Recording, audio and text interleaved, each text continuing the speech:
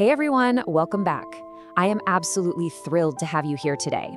In this explainer, we're going to unpack a super fascinating topic, and we're doing it by looking strictly at its foundational source material.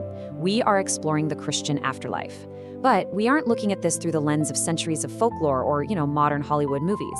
Instead, we're going straight to the core texts, specifically the teachings of Jesus and the book of Revelation, just to see exactly what is actually promised. And as you'll see, the textual reality is remarkably different from the cultural myths we're all so used to. So before we really get into the text, I want you to pause for just a second. Think about popular pop culture depictions of heaven, right? What immediately comes to mind?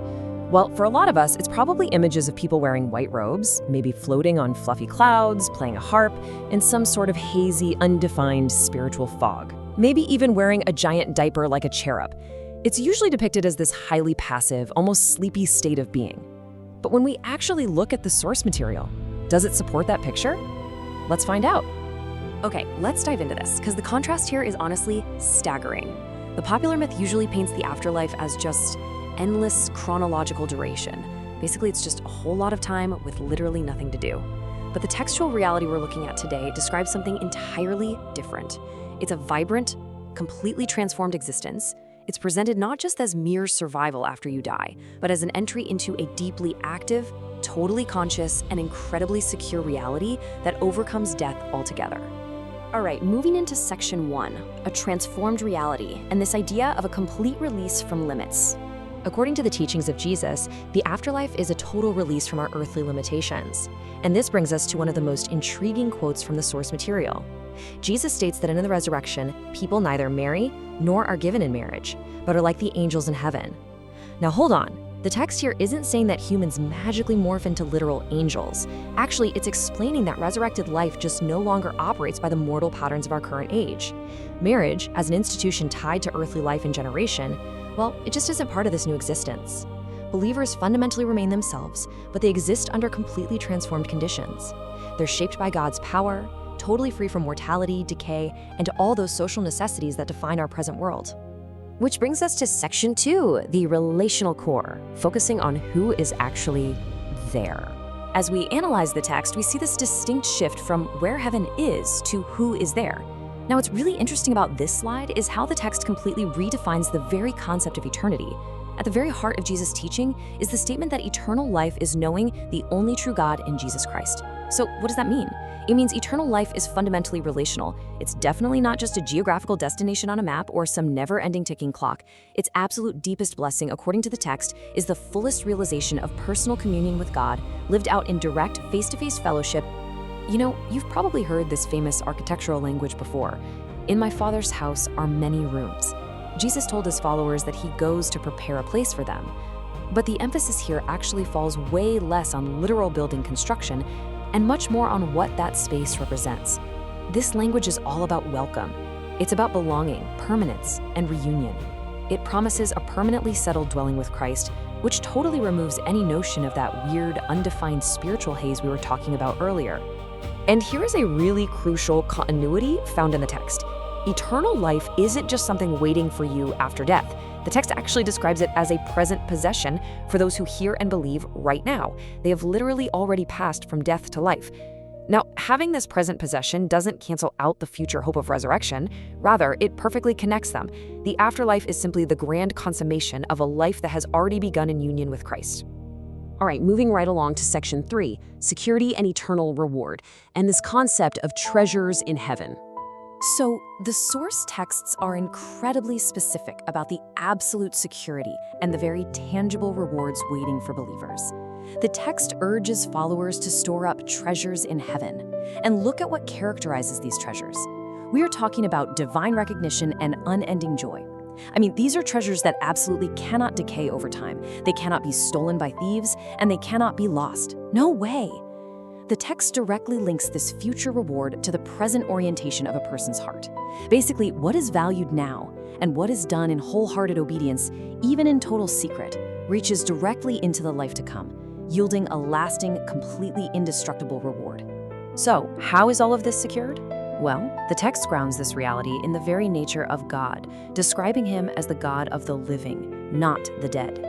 This means the security of the Christian afterlife isn't just based on, wishful thinking or blind human optimism. Not at all. It rests entirely on the covenant faithfulness and the unchanging character of the living God himself. Let's move to and see how this builds into Section 4, the New Jerusalem, which looks at the final state of believers. Now, this is where the source material really expands into some visually spectacular, highly sensory imagery to describe the final state of believers. I want us to take a moment here to just really feel the emotional weight of this promise. The text reads, "God will wipe away every tear from their eyes, and there will be no more death, mourning, crying, or pain, for the former order of things has passed away." The text is telling us that this afterlife isn't just a slightly upgraded version of our present life. It marks the absolute end of the entire order shaped by sin, loss, grief, and corruption. It is the total removal of literally everything that has ever wounded human life. To help us wrap our heads around the sheer scale of this restoration, Revelation provides this incredibly vivid list of features for the New Jerusalem. Check this out. There is no temple needed. There is no sun or moon required for light. The gates of the city are never shut because there is no night, and there is no longer any curse. This imagery profoundly conveys perfect safety. Believers aren't living under threat or insecurity anymore. The permanently open gates signify unbroken openness, and the absence of a sun, well, that means the city is illuminated directly by the divine glory of God himself. Let's actually look a bit closer at that first feature, no temple needed. In the ancient world, a temple was literally the place you went to meet the divine. Your access was always mediated through a separate sanctuary. But in the New Jerusalem, the Lord God Almighty and the Lamb are its temple. This brilliantly illustrates that access to God is no longer mediated. Worship isn't confined to a specific secret zone or certain building. Instead, the entire life of the redeemed unfolds in the immediate, direct presence of God. The text goes on to paint this picture with the river of the water of life flowing right from the throne, and the tree of life bearing fruit every single month. And get this, the leaves of this tree are specifically for the healing of the nations. This signifies ceaseless vitality, endless provision, and the ultimate healing of every fracture, alienation, and wound among peoples. All that human futility and estrangement we see today, it completely gives way to ultimate flourishing. So here is the absolute crucial point we need to take away. We have got to completely deconstruct the myth of a boring, passive heaven. The text explicitly describes a highly active eternity. God's servants are actively worshiping him. They are seeing his face, carrying his name on their foreheads, and reigning forever and ever. They live in total adoration, intimacy, honored identity, and shared active participation in God's everlasting kingdom. It is the absolute full realization of redemption. Which leaves us with this final thought.